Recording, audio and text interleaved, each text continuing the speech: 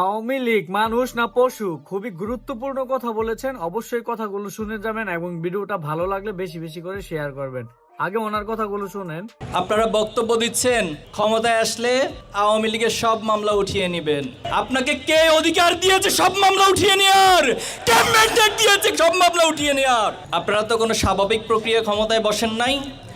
আপনারা তো কোনো স্বাভাবিক প্রক্রিয়া নির্বাচনের মাধ্যমে ক্ষমতায় আসেন নাই।